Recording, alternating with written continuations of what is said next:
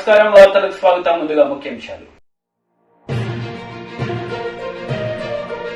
రాజ్ భవన్ లో భారత రాజ్యాంగ దినోత్సవ వేడుకల్లో పాల్గొన్న తెలంగాణ గవర్నర్ తమిళసై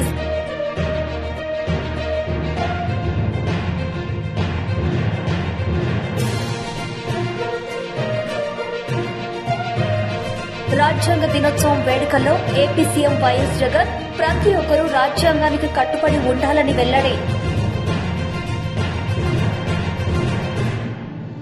రాజ్ భవన్లో భారత రాజ్యాంగ దినోత్సవ వేడుకలు ఘనంగా నిర్వహించారు. ఈ కార్యక్రమానికి గవర్నర్ తమిళిసై హాజరై మాట్లాడుతూ అందరూ రాజ్యాంగ విలువలు పాటించాలన్నారు.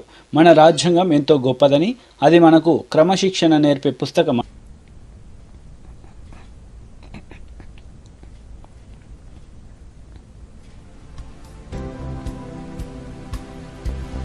First of all, I convey my best wishes for a happy Constitutional Day. So let us all share our wishes. It's the pride of our country. So happy Constitutional Day to each and everyone who have come here. And I am really very happy that the legal heads, the experts have assembled here. So I welcome you all to Raj Bhavan. It is also time that we remember the Constitution to other equally eminent members of the Constituent Assembly for their vision and contribution. తెలంగాణలో సమీకృత rocket design తయారీ పరీక్ష కేంద్రం ఏర్పాటు చేస్తామని మంత్రి కేటీఆర్ తెలిపారు. Private రంగంలో రాకెట్ను విజయవంతంగా అంతరిక్షంలోకి ప్రయోగించిన Hyderabad company Skyroot Aerospace అభినందన సభలో కేటీఆర్ ఈ మేరకు ప్రకటించారు. తెలంగాణ ప్రభుత్వం రూపొందించిన స్పేస్ టెక్ పాలసీతో ఇక్కడే రాకెట్లు తయారు చేయవచ్చని, ఇక్కడి నుంచే ప్రయోగించవచ్చని. Come together. Bharat is of course representative of India. I would imagine Bharat, right? Pawan is Pawan, wind, air. So in spite of all the headwinds, when these two guys came together, it had to happen, and it happened from Hyderabad, and that's what makes me the most happy. So congratulations Pawan, congratulations Bharat, congratulations Padma Shri Gyan Gandhi ji. Thank you, sir. We had met earlier. Thank you very much. And also I think Anand Technologies Subbarao garu for being a valuable partner to this young team. Congratulations to the 210 family of Skyroot, which should really, I mean, this is once in a lifetime kind of a moment. This is something that you can't recreate. This is a truly historic moment, not just for you, but for the entire Indian space tech industry. And it could not have happened from a better place than Hyderabad.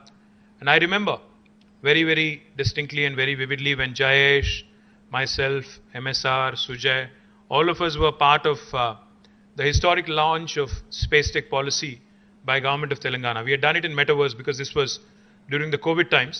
So we had done it in Metaverse, and it was the first of its kind for a government to launch its policy in Metaverse also. So I'm truly happy, truly proud that a space tech company from Hyderabad, from India, has broken all barriers. And what's even more astounding, like they say, you know, when you don't understand something, people say it's not rocket science, like MSR said.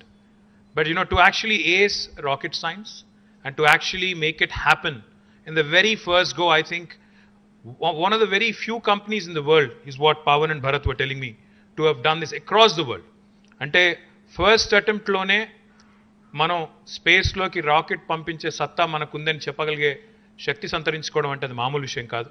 కాబట్టి kudos to all of you and your abilities and your amazing teamwork.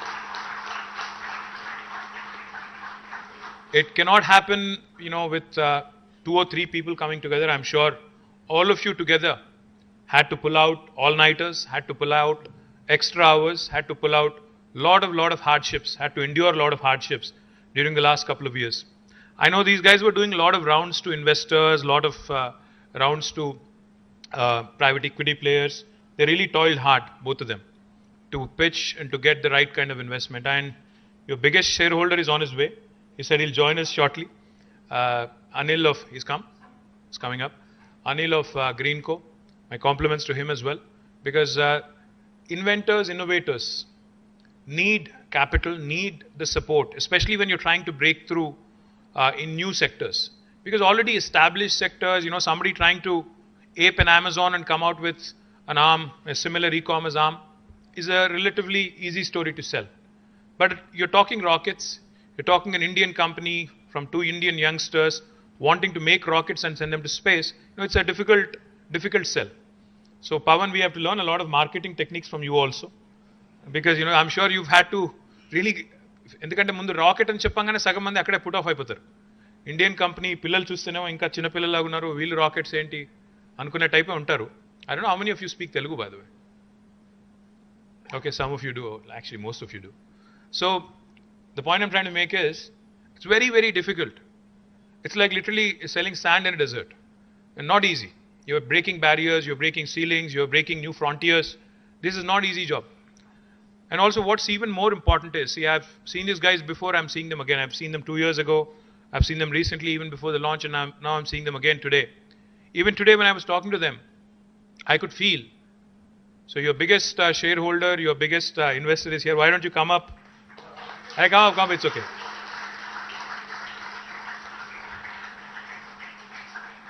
I don't know how many of you seen this guy, but you should see him. This is Anil Garu from Greenco. So like I was saying, Gopi, I was just telling them, Gopi, that you need to find a partner who believes in the story, who needs to believe in the concept, who needs to actually believe in ideas which break frontiers. And you've truly done that.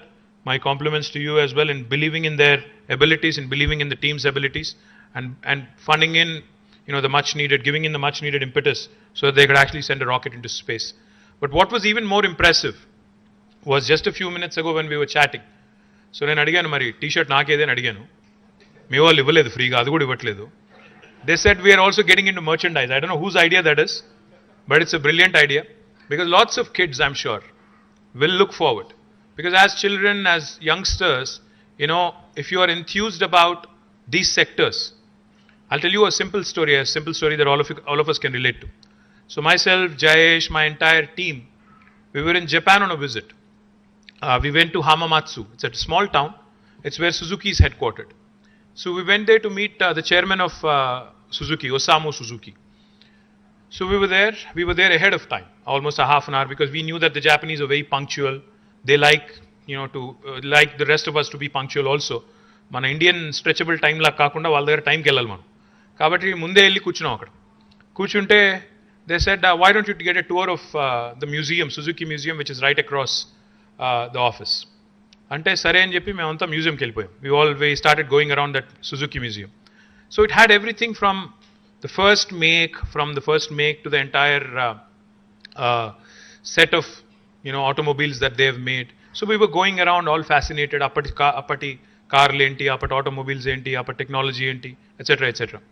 Then I suddenly, to my surprise, I saw some very, very small kids, probably in grade 3 or grade 2. Second class పిల్లలో, third class పిల్లలో, వాళ్ళు, there is about 40 of them going around the museum. నేను automobile museum, ఇది నాకే boring ఉంటుంది అనుకుంటే వాడేం చూస్తాడు చిన్నపిల్లోడు. Why did you get all these guys here అని చెప్పాను. You know what they told me? They said something very interesting. They said, why don't you watch what they are learning? You know what they made them do? They took them to a kiosk, proper kiosk లాగా. అక్కడికి వెళ్ళిన తర్వాత there is multiple options. Like ఇప్పుడు మనం ఈ vending machines ఉంటాయి కదా, coke, sodas కొనుక్కోవడానికి, అన్ని డిఫరెంట్ స్నాక్స్ కొనుక్కోవడానికి. అట్లాగే అక్కడ ఒక వెండింగ్ మెషిన్ ఉంది. ఆ వెండింగ్ మెషిన్లో there are different options for the kids. You can customize the kind of car you want to make. Say for instance, you want to make a Suzuki Vitara, right? So you pick the car, then you pick the color, you pick the make, you customize it, and మీ పేరుతో అంటే ఏ colour కావాలి, ఏం కావాలి అన్ని pick చేసుకుంటే ultimately a small toy with your name actually comes out of the whole thing. What it does to that young mind is, ఎట్లా car తయారు చేయాలి, ఎట్లా కస్టమైజ్ చేయాలి, a design innovation that people typically don't inculcate at a very young age. Now that was accomplished and that was done in a very subtle fashion, in a very indirect fashion, by way of sending these kids through that small routine.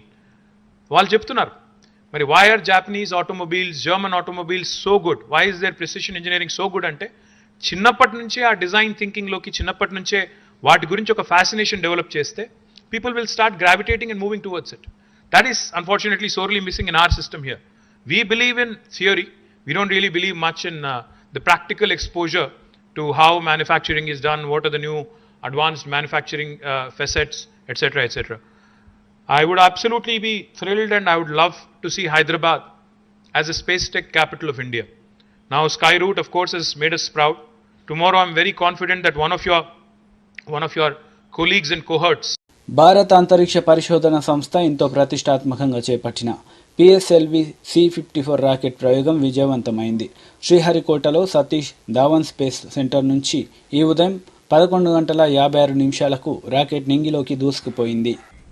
10, 9, 8, 7, 6, 5, 4, 3, 2, 1, 0.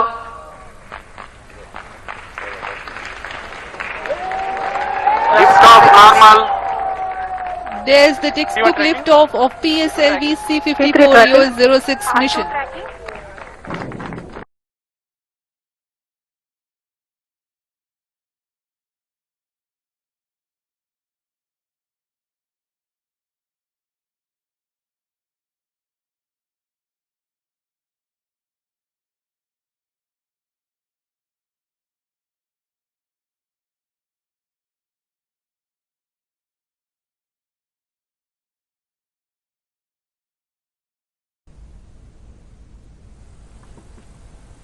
Third stage separated. तृतीय चरण सफलतापूर्वक पृथक कर दिया गया है.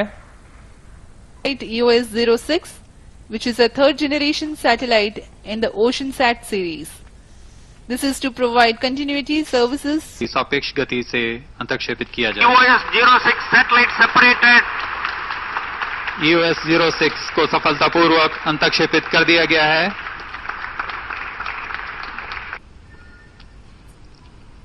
I'm really happy to announce the successful accomplishment of the PSLV C-54 EOS-046 mission in its first phase of the mission, injecting the EOS-06 satellite at its intended orbit very precisely. And we also observed that the performance of the rocket in this mission in all its stages and functions were exceedingly good. And congratulations to the entire team, PSLV, for making yet another successful mission in the series of its.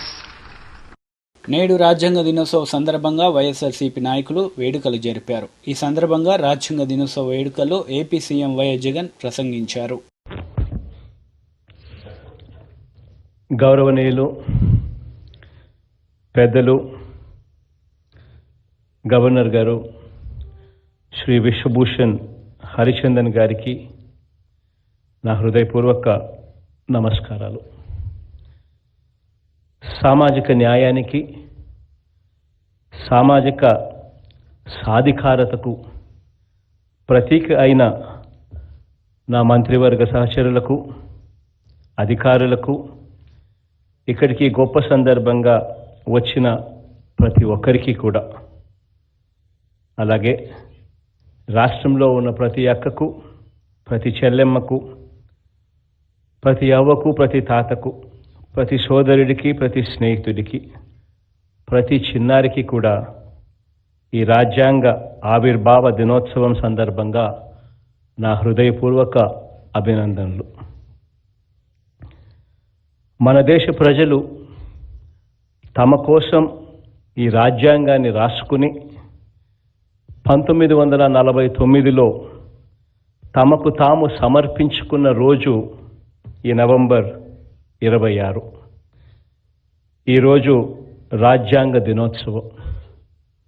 మన రాజ్యాంగం దాదాపు 80 దేశాల రాజ్యాంగాలను అధ్యయనం చేసిన తర్వాత తయారైన ప్రజల స్వేచ్ఛ, స్వాతంత్రం, సమానత్వాల మ్యాగ్నా కార్టా. ఇది ప్రపంచ మానవ చరిత్రలోనే, ప్రజాస్వామ్య చరిత్రలోనే, సమానత్వ చరిత్రలోనే, సామ్యవాద చరిత్రలోనే, సంఘ సంస్కరణల చరిత్రలోనే అత్యంత గొప్పదైన ఒక చారిత్రక గ్రంథం. ఈ రాజ్యాంగం ఎంత గొప్పది అనంటే 28 రాష్ట్రాలు, 8 కేంద్రపాలిత ప్రాంతాలు, 3000 కులాలు, ఉపకులాలతో కలిపితే 25,000 కులాలు, 7 ప్రధాన మతాలు, 121 భాషలు, యాసలతో కలిపితే 19,500 భాషలు మాట్లాడే మన దేశానికి ఇన్ని కాంప్లెక్సిటీస్, వేరువేరు చరిత్రలు, భిన్నమైన భౌగోళిక స్వభావాలు ఉన్న దేశానికి మన ప్రభుత్వాలకు ఈ దేశంలోని 140 కోట్లకు పైగా ప్రజలకు మనందరికీ కూడా క్రమశిక్షణ నేర్పే ఒక రూల్ బుక్, మనకు దిశ నిర్దేశం చేసే ఒక గైడ్, ఒక ఫిలాసఫర్, ఒక టీచర్, మన దేశ సార్వభౌమ అధికారానికి ప్రతీక మన రాజ్యాంగం. ఇంత గొప్పదైన మన రాజ్యాంగాన్ని మనకు ఎవరు అందించారు అని అంటే, పుస్తకం ముట్టుకునేదానికే అంతకుముందు వీలు లేని సమాజంలో జన్మించి ఎవరు చదవనన్ని చదువులు చదివి ఎవరికీ లేనన్ని డిగ్రీలు, విదేశీ డిగ్రీలు సైతం సంపాదించుకొని ఈ దేశం మారటానికి, నిలబడటానికి, ప్రపంచంతో పోటీ పడటానికి, ఎదగటానికి, ప్రగతి పథంలో పరుగెత్తటానికి కావలసిన ఆలోచనలు ఈ రూల్ బుక్, ఈ రాజ్యాంగ పుస్తకాన్ని, ఈ పవిత్ర గ్రంథాన్ని రచించిన వ్యక్తి ఆ మహానుభావుడు మన అంబేద్కర్ గారు. ఈ రాజ్యాంగం 72 ఏళ్లగా మన సామాజిక వర్గాల చరిత్రల్ని తిరగరాసింది, రాస్తూనే ఉంది కూడా. ఈ పుస్తకం మన ఆర్థిక, సామాజిక, రాజకీయ, విద్య, మహిళా చరిత్రల గతిని మార్చింది, మారుస్తూ కూడా ఉంటుంది. ఈ పుస్తకం మన భావాల్ని, భావజాలాల్ని మార్చింది, మారుస్తూనే కూడా ఉంటుంది.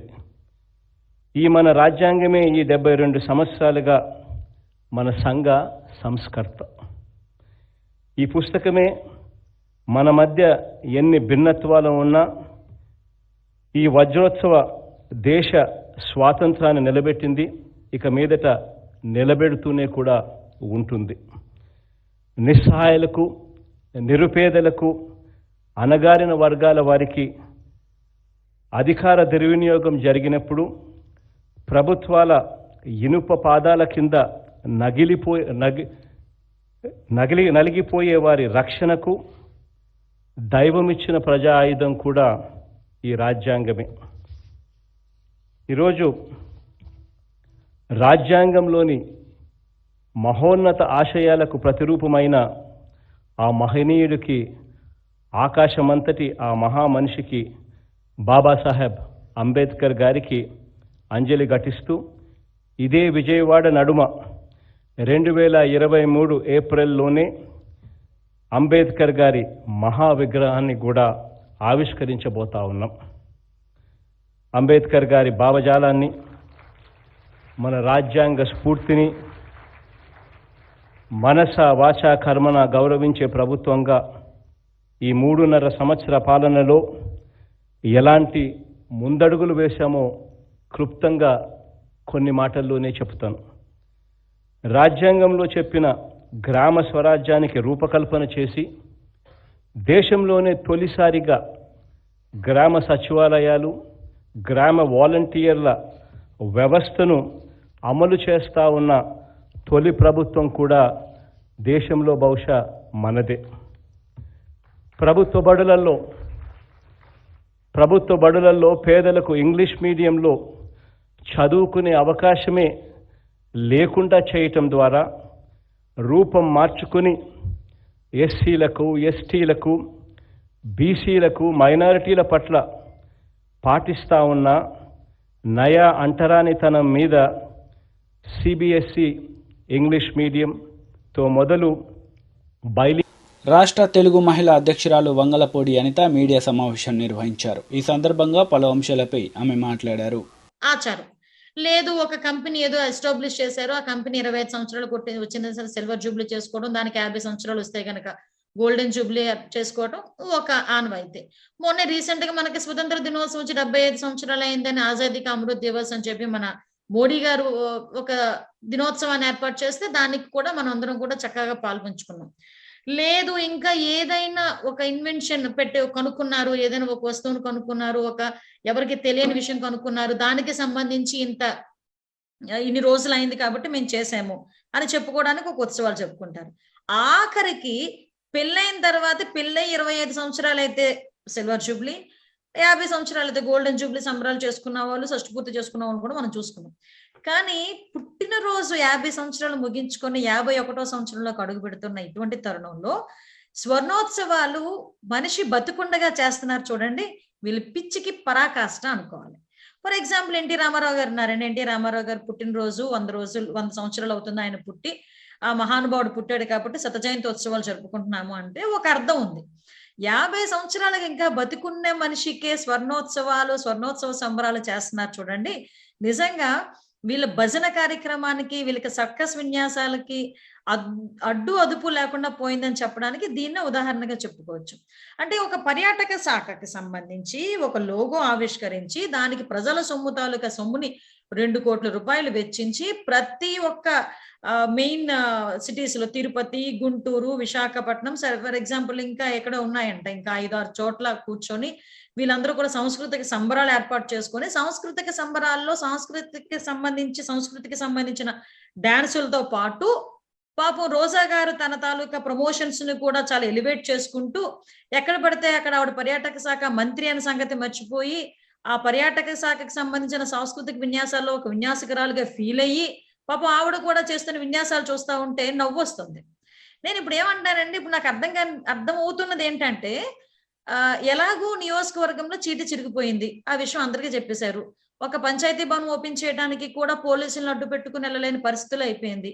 అటువంటి తరుణంలో పాపం ఆవిడ నియోజకవర్గంలో ఏమీ చేయలేక ప్రస్తుతానికి రేపొద్దున్న జగన్మోహన్ రెడ్డి గారు సీట్ ఇస్తారో లేకపోతే జగన్మోహన్ రెడ్డి గారి మార్కులు ఎలా కొట్టేయాలో కూడా తెలియక పాప ప్రజల సొమ్మును బేస్ చేసుకొని ఈ రోజు సంబరాలు ఏర్పాటు చేస్తుంది. నిజంగా నాకు ఆవిడ ఏదైనా సంబరాలు చేయాలి అనుకుంటే గనక జగన్ అన్నయ్య మీద అంత ప్రేమ, అంత ఒలకపోసేసే ఆవిడ ప్రేమ, చెప్పుకోలేనంత ప్రేమ ఉండేటప్పుడు పాప నగరిలో ఒక సంబరాలు ఏర్పాటు చేసి ఒక స్టెప్ ఏమనండి ఏమవుతుందో చూద్దాం ఒకసారి. అంటే ఇవన్నీ కూడా పక్కన పెట్టుకుందాం. ఇవన్నీ పక్కన పెట్టుకొని ఈ రోజు నేను మామూలుగా చాలా మంది ఏమంటారంటే జగన్మోహన్ రెడ్డి తాలూకా రాజ్యాన్ని కానీ జగన్మోహన్ రెడ్డి తాలూకా ప్రభుత్వ అడ్మినిస్ట్రేషన్ ని కానీ పులకేసి రాజుతో పోల్చుకుంటారు. పులకేసి రాజ్యాంగానే తయారైంది. ఎందుకంటే 51వ సంవత్సరంలో ఇతగాడు అడుగు పెట్టడం ఏంటి, వీళ్ళు స్వర్ణోత్సవ సంబరాలని చెప్పి టీడీపీ రాష్ట్ర అధికార ప్రతినిధి సయ్యద్ రఫీ మీడియా సమావేశం నిర్వహించారు. ఈ సందర్భంగా ఆయన మాట్లాడారు. ఇవాళ రోడ్లు ఎలా తయారయ్యాయంటే నరక కోపాల కింద మారిపోయాయి రోడ్లు. కొన్ని వేల మంది చనిపోవడానికి ఈ రాష్ట్రంలో రోడ్లు ఒక ప్రధానమైన కారణమయ్యాయి. ప్రభుత్వ లెక్కల్లో రానటువంటి మొగడాలు ఎన్నో ఉన్నాయి. బస్సులే పడిపోయినటువంటి పరిస్థితి, చక్రాలు ఊడిపోయి పొలాల్లో పరిగెత్తినటువంటి పరిస్థితి, రోడ్ల మీద నాట్లు వేసే పరిస్థితి, రోడ్ల మీద చేపలు పెట్టే పరిస్థితి. ఈ రకంగా రోడ్లు ఉంటే ఆయన ఏదో టార్గెట్లు పెడతా ఉంటాడు. 10,000 కోట్ల రూపాయలు కావాలని చెప్పేసి ఆయనే అంచనాలు వేశాడు, కానీ ఒక్క రూపాయి విధించినటువంటి సందర్భం లేదు. ఇవాళ ఆటోలు, జిల్లా రహదారిలో, రాష్ట్ర రహదారిలో ఆటోలు తిప్పుకోవాలన్నా, ప్రైవేటు వాహనాలు వెళ్ళాలన్నా నరకం అనిపిస్తూ ఉన్నారు ప్రజలు. ఆటోలు వెళ్తే ఒక గర్భిణి ఎవరైనా సరే ఆటోలు వెళ్తే ఆటోలోనే ప్రసవం అయ్యేటువంటి పరిస్థితి ఏర్పడింది. కాబట్టి జగన్మోహన్ రెడ్డి ఇప్పటికైనా సరే, నువ్వు హెలికాప్టర్లో తిరుగుతూ ఉంటావు, ఎక్కడికి వెళ్ళినా సరే హెలికాప్టర్ తిరుగుతావు, లేదా జాతీయ రహదారులు తిరుగుతావు. ఒక్కసారైనా రోడ్డు మీద రాష్ట్ర రహదారులు, జిల్లా రహదారులు మీద ప్రయాణం చేయమని చెప్పేసి తెలుగుదేశం పార్టీ డిమాండ్ చేస్తూ ఉంది. నువ్వు గాల్లో తిరిగితే కాదు, రోడ్ల మీదకి వచ్చి తిరిగి ప్రజలు ఏం కష్టాలు పడుతున్నారు, నీ హయాంలో రోడ్లని ఎంత నిర్లక్ష్యం చేశావు, రోడ్ల మరమ్మతు కోసం ప్రతి ఏటా బడ్జెట్లో పెట్టే 200 కోట్ల రూపాయల్లో ₹1 నువ్వు కేటాయించకుండా రోడ్లు ఎలా బాగుపడతాయి? గతంలో పనిచేసినటువంటి కాంట్రాక్టర్లు బిల్లులు నువ్వు చెల్లించకపోవటం వల్ల బిచ్చమెత్తుకునేటువంటి పరిస్థితి, కొంతమంది చనిపోయినటువంటి పరిస్థితి, పెళ్ళం మెళ్ళలో పుస్తులు తాకట్టు పెట్టేటువంటి పరిస్థితికి నువ్వు కాంట్రాక్టులు తెచ్చావు. కేవలం నీ కక్ష సాధింపు రాజకీయాలకే. ప్రభుత్వాలు మారొచ్చు, కానీ ప్రభుత్వం అనేది ఒకటి ఉంటుంది, అధికారులు వాళ్ళే ఉంటారు. తెలుగుదేశం పార్టీ హయాంలో వేసిన రోడ్లని చెప్పేసి రోడ్లనే మధ్యలో ఆపేశారు. ప్రజావేదికని కూల్చేసిన వాడివి నువ్వు. టిట్కో ఇళ్లను ఆపేశావు, రోడ్లను ఆపేశావు. నీ కక్ష సాధింపు రాజకీయాలు ఇవాళ ప్రజలు బలైపోతూ ఉన్నారు. కాంట్రాక్టర్లు రావట్లా, ఒకసారి కాదు, 2 సార్లు కాదు, 3 సార్లు టెండర్లు పిలిచావు. బ్రతిలాడుతున్నా సరే కాంట్రాక్టర్లు రానటువంటి పరిస్థితి. ఎలా? పక్క రాష్ట్రంలో ఎవరైనా బస్సులోనో కారులోనో ప్రయాణం చేస్తూ మన రాష్ట్రంలోకి చొరబట్టంతోనే వాడు ఉలిక్కిపడి లేసేటువంటి పరిస్థితి. ఎందుకంటే రోడ్లు అంత అధ్వానంగా ఉన్నాయి, గుంతలు, గోతులు, నూతుల్లా మారినటువంటి పరిస్థితి. ఇతర రాష్ట్రాలకు చెందినటువంటి లారీలు వచ్చి రోడ్ల మీద పడిపోయేటువంటి పరిస్థితి. కాబట్టి నువ్వు సమీక్షలు చేస్తూ ఉన్నావు. దేనికి ఆ సమీక్షలు? నువ్వు డబ్బులు కేటాయించినప్పుడు దేనిగా సమీక్షలు? పోయిన మార్చిలో అన్నావు నేను రోడ్డు మీదే ఉంటాను, ఇక నుంచి మన పార్టీ వాళ్ళందరూ రోడ్డు మీదే ఉండాలన్నావు. ఏ రోడ్లు ఉంటే కానీ ఉండటానికి? నీకు తెలుసు నువ్వు రావట్లా. ఎక్కడికైనా వస్తే పెద్ద హెలికాప్టర్లో బయలుదేరుతావు, 1 కిలోమీటర్ కారులో ప్రయాణం చేస్తావు, 2-3 కిలోమీటర్లు ఆ రోడ్లకి బ్యారికేడ్లు వేస్తావు. రోడ్లకి బ్యారికేడ్లు వేసేటువంటి మీద ఉన్నటువంటి ఇంట్రెస్ట్ రోడ్ల నిర్మాణం మీద లేదు నీకు. కాబట్టి నువ్వు అన్ని రంగాల్లో విఫలమైపోయినట్టు రోడ్ల పరిస్థితిలో కూడా నువ్వు విఫలం అయిపోయావు. నీ ప్రభుత్వం ఎంత తొందరగా వెళ్ళిపోతే అంత తొందరగా రోడ్లు బాగుపడతాయనేటువంటి పద్ధతిలో ప్రజలు ఎదురు చూస్తూ ఉన్నారు. ఆటోలు రిపేర్లకు వచ్చి, కార్లు రిపేర్లకు వచ్చి, ట్యాక్సీలు, క్యాబ్లు రిపేర్లకు వచ్చి మేము అసలు రాము, ఈ కిరాయిలు తిప్పుకోలేకపోయినటువంటి పరిస్థితి. వార్తలు ముగించే ముందు ముఖ్యాంశాలు మరోసారి. రాజ్ భవన్ లో భారత రాజ్యాంగ దినోత్సవ వేడుకల్లో పాల్గొన్న తెలంగాణ గవర్నర్ తమిళసై.